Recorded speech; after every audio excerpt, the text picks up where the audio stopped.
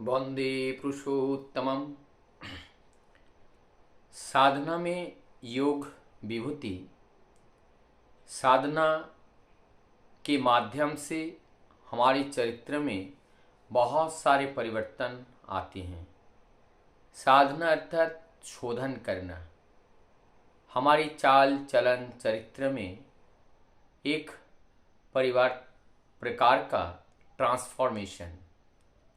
और वो ट्रांसफॉर्मेशन मतलब एक रूप से दूसरे रूप में रूपांतरित होना, एक संस्कार से दूसरे संस्कार में रूपांतरित होना, एक तरह का विचार से दूसरे विचार में परिवर्तन होना। तो ये जो साधना होती है, साधना के माध्यम से कभी कभी शब्द, ज्योति, दैववाणी इत्यादि जो योग विभूति होते हैं, वो योग विभूति, अनेकों योग विभूति का दर्शन होता है। तो ये जो हमारी दर्शन होता है, ये सब क्या है?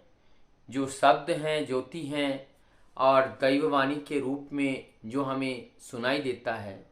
अर्थात जब हम उस परम पुरुष के संस्कार में धीरे धीरे संस्कारित होते हैं, तो उनकी जो पॉजिटिव एनर्जी है, वो पॉजिटिव एनर्जी हमारे अंदर अनेकों प्रकार से वो प्रवेश करते हैं। कभी वो शब्द के रूप में, शून्य आकाश से वो गूंजता हुआ वो शब्द यानी हमारे मस्तिष्क में आकर प्रवेश करती हैं। और कभी कभी ज्योति का भी दर्शन होता है, दैववाणी की अनुभूति होती है। तो ये सारी चीज़ें हमें इन्फॉर्म करती हैं, हमारी एक सत बुद्धि हमें यहाँ से प्राप्त होती हैं इस चेतना के माध्यम से।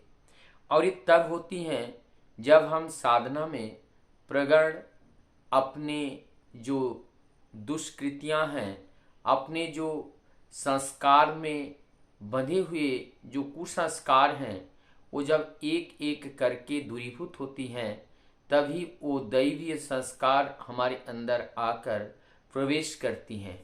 और इस तरह से इस प्रकृति के माध्यम से हमें वो इम्पल्स इस विभिन्न रूपों के माध्यम से हमें प्राप्त होती हैं।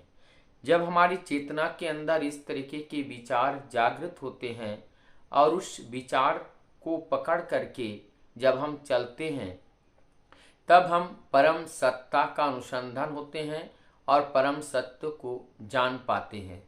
साधना के माध्यम में, साधना के द्वारा, साधना अर्थात हमें साधना है, अर्थात जिस संस्कार, एक अच्छा संस्कार और कुसंस्कार, जो कुसंस्कार से अच्छे संस्कार की ओर जाने के लिए कुसंस्कारों का छोड़ने का और अच्छे संस्कारों का ग्रहण करने का, ये जो टेंडेंसी है, इस टेंडेंसी को डेवलप करने के लिए जिस युक्तियां का प्रयोग किया जाता है, वही जीवन साधना होती है। और इस जीवन साधना के माध्यम से जब हमारे अंदर इस तरह का इम्पल्स प्राप्त होते हैं, और वो इम्पल्स तभी हम और ठीक जान पाते हैं जब हमारे जीवन में आदर्श होते हैं। हम किसी सत्य या आदर्श के साथ, सद्गुरु के साथ या प्रेमी साधु गुरु के साथ जब हम जुड़ जाते हैं, तो हमारी अंदर जो पॉजिटिव एनर्जी है वो और बढ़ जाती हैं। और हमारी अंदर जो पॉजिटिव एनर्जी बढ़ने के साथ साथ इस साधना के माध्यम से जो शब्द, ज्योति या दैववाणियाँ होते हैं, उस दैववाणी को हम ठीक और ज़्यादा स्पष्ट रूप से समझ पाते हैं। और जब हम इसको स्पष्ट रूप से समझ पाते हैं, तब उस सत्य के राह पर सत्य कर्म करने का जो प्रेरणा है, वो प्रेरणा भी हमारे अंदर और ज़्यादा उत्पन्न होते हैं। और जब ज़्यादा प्रेरणा हमारे अंदर मिलती है, उस प्रेरणा के माध्यम से हम सत्य को जान पाते हैं, सत्य को समझ पाते हैं और सत्य को ग्रहण करके हम चल पाते हैं। जब तक हम सत्य को समझना, सत्य को ग्रहण करना और सत्य को अनुसरण करते हुए चलने की शक्ति हमारे अंदर नहीं होती है, तब तक वास्तव प्रकृति के रहस्य को हम जान नहीं पाते हैं। अर्थात जब हम सत्य को जानेंगे तभी हमें ये प्रकृति, ये भौतिक जगत समझ में आएगा।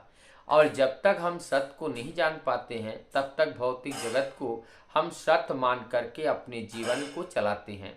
और जब सत्य मान करके अपने जीवन को चलाते हैं तब हम हमारे संपूर्ण जीवन इस सत्य के लिए ही नौछावर कर देते हैं। और जब इस झूठा सत्य के पीछे अपने जीवन को नौछावर करते हैं तो अंततोगत्वा हम अपने हाथ में क्या पाते हैं? दुख ही पाते हैं। जीवन में सुख, शांति, समृद्धि के अंदर जो एक आत्मतुष्टि, आत्मपुष्टि, आत्मसंतुष्टि की जो भावनाएं हैं, वो भावना एकमात्र वो सत्ता की संवर्धना के माध्यम से ही हमें प्राप्त हो सकती हैं। इसके अलावा किसी भी माध्यम से हमें ये संतुष्टि प्राप्त होने का कोई रास्ता नहीं है। तो हमें जीवन में इस सत्य को जानना, सत्य को अनुसरण करना, और इसका एक ही मात्र रास्ता है और वो आदर्श को जीवन में गुरु रूप में वर्ण करके लेकर चलना। और जब ऐसे आदर्श प्राण जीवन होता है, आदर्श प्राण जीवन होते हैं, और आदर्श को लेकर चलने की जो हमें हमारी अंदर जो क्षमताएं होती हैं या आदर्शों को लेकर जो प्रतिज्ञाबद्धता होती हैं, उनके प्रति जो कृतज्ञता हम ज्ञापन करते हैं या उनकी प्रति जो सत्य को संभालकर या सत्य को लेकर चलने के लिए जो कष्ट साधन करना पड़ता है, वही कष्ट साधन करना ही हमारी जो योग विभूति है कि हम जब सत्ता के साथ युक्त होते हैं तो विशेष रूप से हमारे अंदर एक परिवर्तन हो जाता है और उस परिवर्तन के माध्यम से ही हम सत्य को समझ पाते हैं, सत्य को जान पाते हैं। और जब हम सत्य को ही जान जाते हैं तो हमें असत्य को जानने में समय नहीं लगता है। अर्थात अगर हम किसी से पूछे कि बुखार जब आता है कैसे पता लगता है और जाता है कैसे पता लगता है, कोई पूछे जब जाता है कैसे पता लगता है, अर्थात अगर हमें बुखार आया होगा तो निश्चय ही वो गया होगा। तो जो हमारे जब बुखार आया ही नहीं तो हम उसको जाने की जो लक्षण है, जो कैरेक्टर्स हैं, वो हम कैसे बता सकते हैं। तो इसी प्रकार से जब सत्य को लेकर के हम सत्य को जानेंगे और जो उसके जो असत्य हैं, जो असत्य हैं, उस असत्य को हम सहजता के साथ समझ पाएंगे। वंदे।